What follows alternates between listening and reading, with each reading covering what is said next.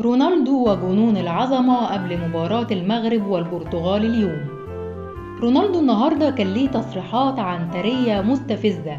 قبل ما اقولها لكم ياريت تعملوا سبسكرايب للقناة علشان تتابعوا معايا كل اخبار كاس العالم. قال رونالدو في تدوينة نشرها على فيسبوك: أرى أن البرتغال فاز بكأس العالم بالفعل.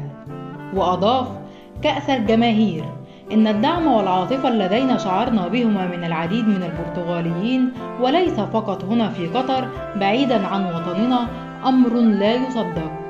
وواصل: استمروا في دعمنا في الأوقات الجيدة والسيئة وسنبذل قصارى جهدنا لنعطيكم الانتصارات.